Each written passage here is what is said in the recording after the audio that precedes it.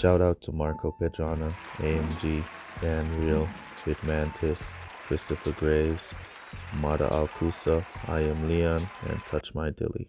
Welcome back, Game Wiki family, to another F1 Clash video. In today's video, we're going to be talking about GP strategies, and we're going to be discussing the old GP strategy and probably why it's not working anymore, and what you should be focusing on your new GP strategies, as we've seen many players in the game with a lot of maxed out parts, and they have not won a Champions GP, and that's because they have poor strategy. Alright, so let's jump straight into it. If you're not subscribed to the channel, remember to subscribe, turn on post notifications. Also remember to smash the like button for more F1 Clash content, as we'll be having the latest information on F1 Clash as they come out. Alright, so first GP strategy video that we did, where we shared our GP strategy on sandbagging. If you did not know, Hutch made changes to sandbagging. You can still sandbag, but the original strategy that we made on sandbagging, where you try to finish right at the bottom at the cut line, right at the top spot like P15, no longer works. Hutch changed that. All right. So a lot of people were complaining about players sandbagging in the GP and winning an event using their sandbagging techniques. So Hutch made some changes, and you no longer want to be finishing in P15 or P14 in qualifying. All right, so when you're going to, so that basically scrap the old GP strategy and throw it through the window, because it's not going to work. All right, because if you sandbag now, you're going to be getting into groups that you should not be in, and Hutch automatically puts you in those groups because you sandbag. All right. So it's tough now to sandbag and win a GP. So if you're using sandbagging strategies, you're not going to win a GP. All right, now that we've got that out the way, now for the new technique that you want to be using in your GP events. All right, so you can still do sandbagging, as I said, but you cannot use it at the previous level. So if you're going to be, let's say this is, the others didn't fill in their race yet, but let's say this is, let's say this is the cut line. All right, so 64 points would be the cut line there. So let's say you're trying to qualify here.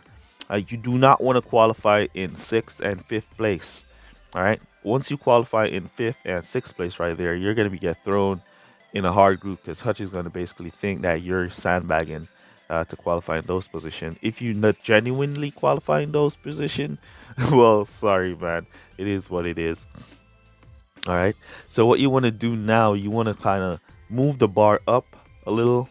So you don't want to go into the last 2, the last 3 positions. You want to go up in the middle. So if you can get yourself, like, say 6 here, if you can get yourself in P3 and probably P4, then you'll be right in the middle tier right there. So that will push you in a good group, all right, in the opening round. All right, now once you get into the opening round, you no longer want to be going between 45 and 50. You want to make sure you're up at least 40.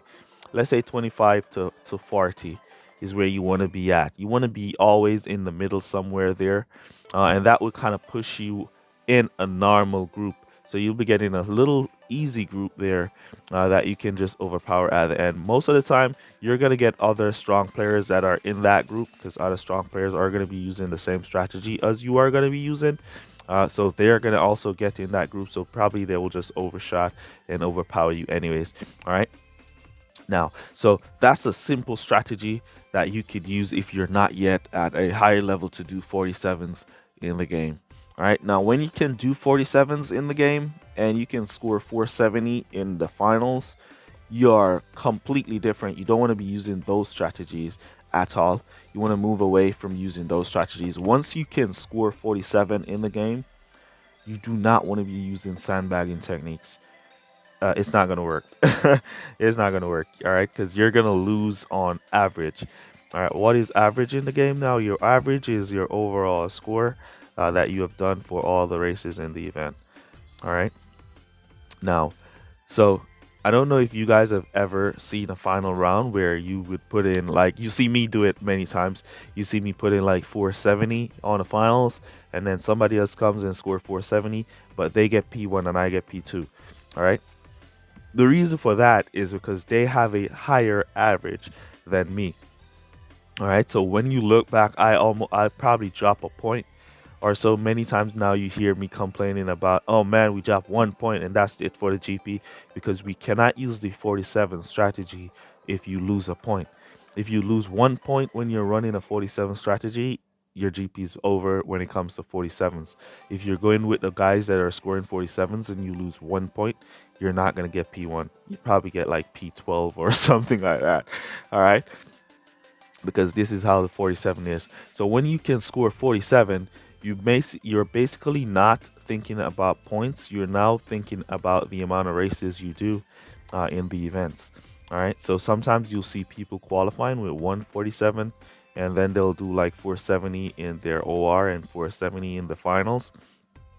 That strategy is like an elite strategy that elites use. To get 147 is pretty difficult, so you have to know what to do to get it. All right. So once you can score 47s. You want to move away from using sandbagging techniques, and because you're gonna lose. It doesn't matter if you can score 47s and you get into that group. Once you drop into a group with a guy that's been scoring perfect for the entire event, he's gonna win you because he has a higher average. All right. So if you're small and you cannot score 47, then you want to be using that in the middle technique where you just try and put yourself in the middle. You're not going to be winning a GP event with that because your average is going to be low, and there's automatically going to be some guy there that's on a perfect score. That's basically going to just destroy the entire event, and he's going to have a higher average than you, so he's going to win. So the GP events has now moved from where you finish and stuff like that, like using sandbagging techniques and stuff like that, and it's now gone to average. I wanted to see if I saw anybody with the same score. If you've ever seen like two players in a position, like right here where you see 25, and if the third player was on 125 as well, and then you'd see the first guy on 125 above in P2 on the other guy in P3, then you know that the guy that's above have a higher average than the guy that's on P3. So once your average is high, you will get the top position. As long as your average is higher than the opponent's average and you are on the same points, you will get the higher position. All right. So hopefully this video helps you guys to understand a little bit more about the new GP strategy and how the averages are calculated, how the GP is now calculated. And remember, if you're scoring 47s, you want to use different strategies. You don't want to be using sandbagging strategies once you can do 47s in the event, because it's going to hurt you. It's not going to benefit you at all. And the only way you want to be using sandbagging strategies is make sure you're in the middle. You don't want to be going down to the extreme end again. That's not going to work. You're not going to win anything with that. At least when you're in the middle, you have a chance to come like P3 or P2 or something like that. But yeah. All right. So that's basically all I wanted to explain in this video. Hopefully this video helped you guys, and hopefully you guys get some wins to get your CC points up to the higher level. Oh, a next thing that I wanted to mention in this video. Thank God I didn't forget. All right. So some players, let's go over some players in the event cannot win a champions division because you don't have the levels. All right, so you don't have the levels, so you can't win a champions division. Probably you didn't get the highest of P2 in champions division. What I would like to recommend to you is that you drop down to contenders and try to win the contenders GP for that 75%. So once you get that 75%, you've completely maxed out the highest amount of points you can get for this sphere, and that will add to your overall progress bar right here, and bring up your score, so you can probably get up to the next milestone. All right, which will also bring up this bar out here, and you can probably get up to the next milestone. if that's one of the main things that's holding you back. All right. So that's basically going to be it for this video. Hopefully this one helped you guys. Use code word epic sale to let me know that you made it to this portion of the video. Really appreciate you guys so much for all your support. Hopefully this video makes some sense to you. Hopefully you understand and learn something here. And yeah, I'll catch you guys in the next one. What? Get away. Peace.